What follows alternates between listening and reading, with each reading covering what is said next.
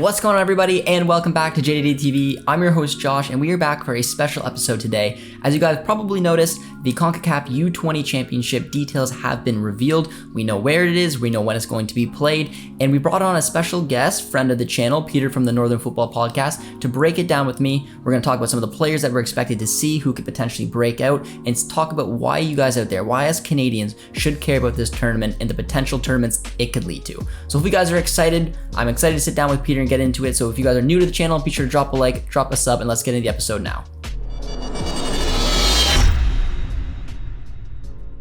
All right, guys, we are joined today by a friend of the channel, Peter from the Northern Football Podcast. Peter, how you doing today? I'm good, Josh. Thank you for having me back on. It's a pleasure. Not a problem, my man. I'm really excited to have you on. You have a little inside knowledge on the topic that we're talking about today, and I'm really excited for it. And what we are going to be talking about is the CONCACAF U-20 Championship, the change in format, what it means, and a couple potential tournaments that Canada can start with. So just to give you guys a quick little update, the tournament is being hosted in Honduras, and it's going to be a little bit different. And I'm going to throw it over to you, Peter, now and kind of talk about the original qualifications and the two separate tournaments and now what they basically did here to combine them together. Yeah, so this is quite an interesting change because I believe just mainly due to COVID reasons, Josh, they pretty much just said, okay, let's not have two separate tournaments as they normally do for Olympic qualifying as well as qualifying for the Under-20 World Cup. Normally what you would see is the Under-20 Championship, which would then determine who goes to the World Cup either the next year or the same year, depending on when CONCACAF wants to stage it. And then you have Under-23 Olympic qualifiers out of CONCACAF to determine which CONCACAF nations are going to go to the Olympics. The reason why this is so unique is this is an Under-20 tournament to determine who's going to go to the Under-20 World Cup next year, which is fair enough, totally normal, but also then the Olympics in 2024 when all of these players are still going to be very, very eligible, and if not even a couple of other, age groups down the line as well. So this is what is super intriguing, and they've also expanded the field. They've added more teams to get into the knockout stage because now it's 4 groups of 4, top 3 advance, and then you kind of go from there. So it's very interesting to see how this kind of plays out, because it could be something that CONCACAF does in the future, maybe just to reduce costs or maybe just to even build up some sort of excitement. Yeah. And to say that, I mean, there's 2 huge opportunities to qualify with, like you said, the World Cup, the Olympics. It makes this a very intriguing tournament. And just to give you guys an update of when it is going to be hosted, it's going to run from June 18th to July 3rd of 2022, as I mentioned, in Honduras. And like you just kind of touched on, there's groups E, F, G, and H, because originally there was a group A, B, C, D, and only 4 teams out of that qualified to the round of 16 already, which I thought was kind of interesting that 4 have already qualified. Those teams are Curacao, Dominican Republic, Nicaragua, and Puerto Rico. And for you guys, just to let you know, we were drawn in Group E with the US, Cuba, St. Kitts, and Nevis, and then of course the Canadian men's national team. So it can be very interesting to see how this plays out. And I'm really excited. So I kind of want to get your perspective as well as why Canadians really should care. What does it mean for that next step? As we've seen the CPL, we've seen the Canadian national team take off. Now it's time to kind of focus a little bit around this U-20 camp and some of the huge opportunities that could come through it, and a real display that could be there for a lot of players to shine in a potential U-20 World Cup as well as the Olympics. 100%. Really, the biggest reason is the ramifications for the future, right? When you look at previous under-20 cycles, under-17 cycles, whatever age group it is, the one thing that's held Canada back with growing the player pool, deepening the player pool, just improving the overall quality of the men's program, as well as the women's program too, that this affects them as well, is they don't, and a lot of this is for budgetary reasons, which I think now they're starting to get out from under, and with World Cup qualification pending, they're probably going to have more funds to do this. It's a lack of camps. And when I have spoken to certain dual nationals, including Stefan Mitrovic, who Thomas and I had on the Northern Football Podcast, and we asked him this question specifically, if Canada had under 20 camps, would you have gone, and do you think you probably would have committed to Canada? And he pretty much flat out, no hesitation, said yes. And he can't be the only one in his situation, whether you're a Portuguese Canadian, an Italian Canadian, what have you, who has the opportunity to represent Canada, wants to play for Canada at under 20 level, and just hasn't gotten the chance. Now they're starting to make amends because it looks like there's going to be a camp in later this month, probably in the first week of April, as preparation for this tournament. And then obviously the CONCACAF Championship happens. If you can get those players into the setup, and the Federation is speaking to a lot of European-based players at this moment who can represent multiple countries, that could have major ramifications for the future. Because if they, let's say they qualify, go to the Under-20 World Cup, do well against Mexico and the U.S. in that CONCACAF tournament, and they're invigorated by that, and they think, yeah, like I'm really enjoying myself. I love playing for Canada. They're in the system. They're in the program. They know they're being tracked. In the future, if they turn out to be, not even just, a world-class player, but we're talking like just even a, established player in the European game or in MLS or wherever, then that really helps the national team program in the future as you look ahead to 2026, 2030 and beyond as well. Yeah, absolutely. I love one of the points that you made in terms of just simply more camps. And I feel like this should go through absolutely all levels, but knowing how much is riding on this upcoming camp is very, very interesting because, obviously we went that because of COVID a long period of time without watching our national team play. I still don't think our national team finds a way to get enough like friendlies in just against tougher European opposition. And then, like you said, that some of the youth camps have almost been non-existent. So to have this pool to give these players the ability to come in here and then perform for the Olympics, for the World Cup is massive.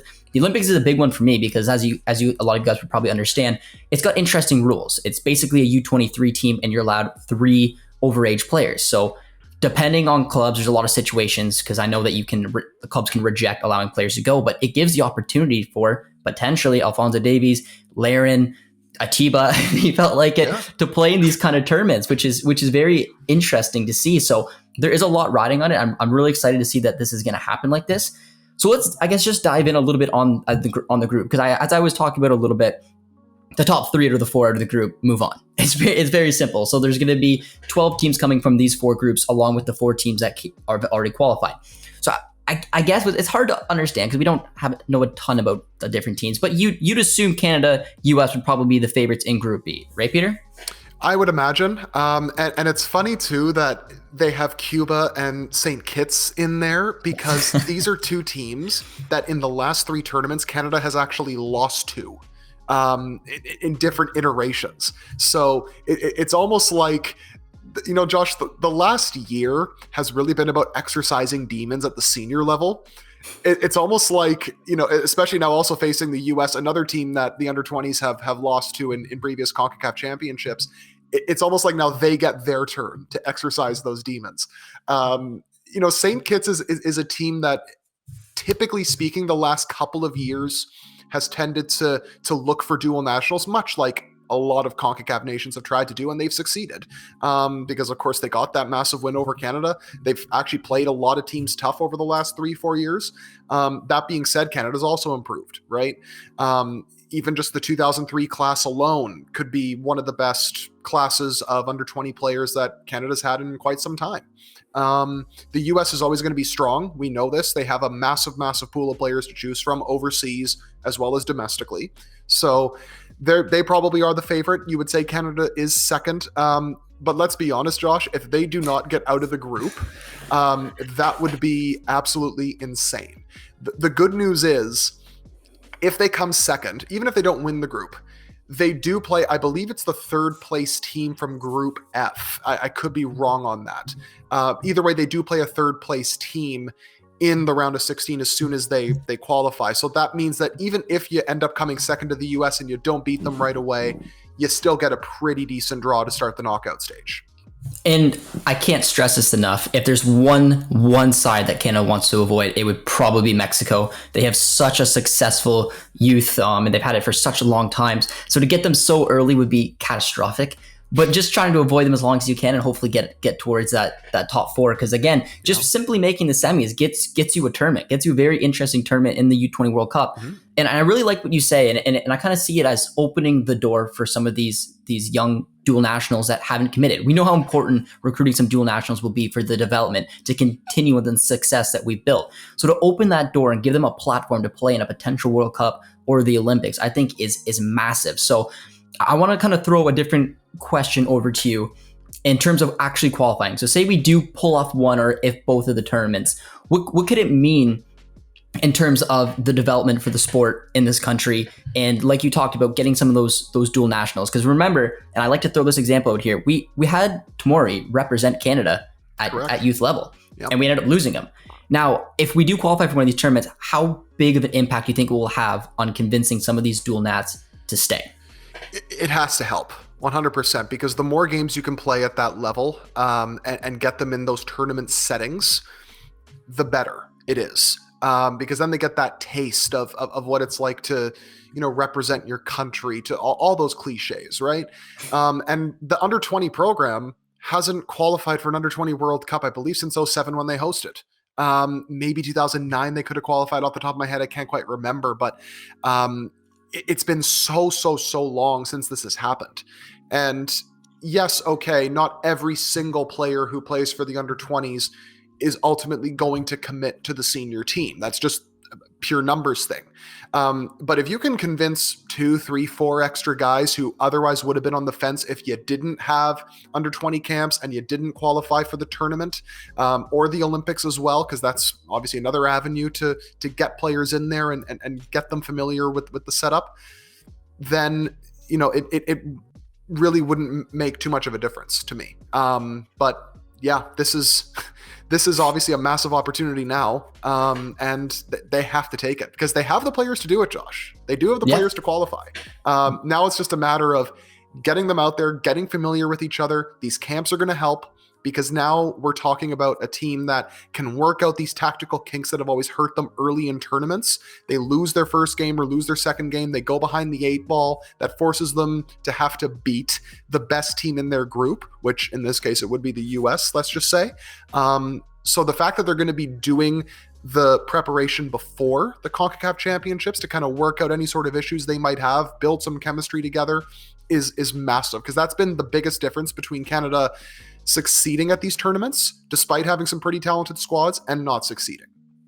Now, let's just talk about the players, because I feel like that if the viewers who are watching this video right now, that's probably one of the number one things that they want to know. And I was really excited, Peter, to get you on because you've actually talked to some of the players that are potentially going to go. So we're going to put a couple of different questions, and we talked about this before.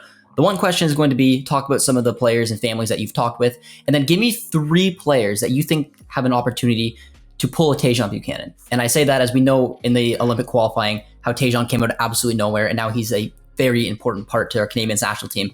So I'm very curious because I'm excited to hear who you talk to, because you haven't told me yet, and then just to give our viewers an opportunity to see, like, okay, this could be the next young Canadian coming through the system and might have a shot at the Canadian national team one day. Both very intriguing questions. The majority of the players I have spoken to have been in Europe, and everything I've heard is really the same message, which is encouraging for Canada, because keep in mind, they don't always do this. The one thing they have said, even after that January preparation camp got postponed, canceled, whatever you want to call it, the Federation still stayed in contact with all the players who would have potentially or have confirmed to have gone to that camp. And they kept them in touch about, when the camp could be rescheduled, where it could be, possible friendlies, things like that. And they've essentially made those players feel wanted. And in the past, Josh, I don't have to tell you this, I probably don't have to tell a lot of the listeners this, Canada has dropped the ball with this many, many times. So the fact that they are, I don't want to say honored, but the fact that they feel comfortable knowing that the Federation is looking out for them, the Federation is still keeping tabs on them and showing that they're interested, that goes a long way, right? Because you want to feel wanted, right? As a player, as a person. So that's going to be massive. In terms of the players that I think could make an impact, the obvious ones would be a guy like marshall-rutty if he goes. Because keep in mind, there is going to be Nations League in June for the senior side. That could be a time when John Herdman maybe brings in some of the fringe guys, the younger guys, and some of the uncapped dual nationals as well to come in and get some experience at that level. But if the Federation wants to send their absolute best under 20s, marshall-rutty would be top of the list, 100%. Some of the under the radar players that I'd look at, and there's going to be a common theme here. The first one is Cam Habibullah, who just went on loan to Pacific from the Vancouver Whitecaps. A dynamic box to box, maybe even can also play as a number 10 type of midfielder. Very technically gifted, loves to progress the ball, has very good vision. And there are many players like him in that 2003 class. The other one that I would look at who's in a similar kind of mold is Geronimo Sabataso, who is currently with the Empoli youth system, 17 years old right now. Did play in Argentina for Independiente before he moved to Italy. He is eligible to play for Argentina, Canada. So he's one of those guys who could possibly be swayed if you bring him in. And I have been told that he's one of the players that the Federation has been in constant contact with. So he's someone to watch out for as well, because when I watch this kid play, the close control, the composure, the technique is off the charts for a player that young. And if I can maybe pick a third under the radar guy, just to really give the listeners more players to look at here, almost a bit of a cheat here. Let's go 2-1. There are a couple of South American-based players who I really am intrigued by. One is Federico Rosa, currently with the Vélez youth system in Argentina, 17-year-old forward, did very, very well for the under-17s last year, just moved from Toronto, I believe about 2 years ago. And then the other one is Thiago Coimbra, who moved to Palmeiras and is now in their youth system in Brazil. He arrived there on a hot streak, scored 3-4 goals in his first, 3-4 games, got a hat trick in his fifth game. Sort of fell off a little bit as he was kind of settling in, but now it looks like he's going to start to get even more minutes, might even make a push for the under 20s by the time the year is done. That's a player Canada could bring in to really bolster its attack, and honestly a pretty interesting profile of player too. And I think the viewers are going to find it very interesting to know that there's this many talented youngsters out there, U17s, that are playing in Argentina, Brazil, Italy, and have the opportunity to then potentially qualify for a World Cup with Canada. Is something to really get interesting. But the one player that I want to focus on, and it's just the reason because I get the most questions about this player, and I'm assuming you probably know who it is. It's marshall-rutty. Right. And I want to kind of turn to that because I see a similar style in terms of Tajon Buchanan, maybe a potential similar route. The way that Buchanan, as we've seen, has played as a fullback, wingback, winger, same as marshall-rutty. He's got his first start for TFC playing as a fullback. What would the chances look like if he doesn't get called up to the national team? What would the opportunity for TFC to allow the player to leave? Because he's, as we can tell, is going to be a potential very important piece of this TFC team, MLS running throughout the summer. Is there a potential that TFC won't want to let him go to represent these tournaments because he's such a part for a potential playoff push? It is a FIFA window, so I think that kind of helps the CSA a little bit. But as we know, Josh, I mean, clubs and federations talk all the time and have these, wink, wink, nudge, nudge, kind of, handshake under the table agreements, right? So perhaps it depends on how TFC season is going. If marshall-rutty continues to play regularly, which he absolutely should, then it's possible he may not be released to go. And heck, he could get called up to the Nations League squad in June to the full senior side if he keeps impressing, right? You just don't know.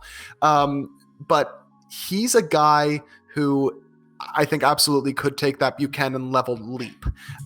Because when you watch him play, Josh, it's incredible to me just how fearless he is on the ball and just how silky smooth he is on the ball. People were comparing him to Alphonso Davies when he came through. I think the biggest difference between Davies when he came through and marshall-rutty when he came through, Davies was, absolutely head and shoulders incredible for a 15, 16-year-old breaking onto the scene. Absolutely. He was fearless. He was taking on players. He was outrunning a lot of players. The difference with marshall-rutty is, and it's so hard to explain, but there's just like a different level of smoothness when he moves the ball. Like he just looks like a European ready-made player already when he dribbles, when he progresses the ball, when any sort of aspect, even his defensive acumen for a guy who's just kind of settled into this fullback role that he's now occupying, it's all there. And the fact that he is starting at fullback, I know has a lot of people perplexed. He impressed a lot of European clubs as a wingback, as a fullback. That's where he was trialing with Liverpool. A lot of teams like his potential there. He's not the first Canadian winger to, get interest as a fullback or wingback. He won't be the last. Yeah. And I think it's also crucial for his development because then he can kind of read the pitch better. He can see the game. He'll eventually gain a bit more anticipation, get used to the pace of play. And then maybe eventually once he gets just a little more strength and, grows into his body because he's still 17 years old, keep in mind, then he can move up front and add a little more scoring threat, add even more creativity to his game, things like that. But for now, it is a very exciting prospect, 100%.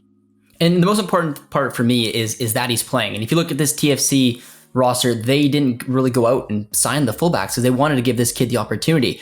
And something else I like to look at and point to is, and you kind of touched on a little bit, there's nothing wrong with getting that versatility. That's not going to hurt you as a player. Being able to play wingback, fullback, and as a winger is just nothing but attributes that this kid can bring.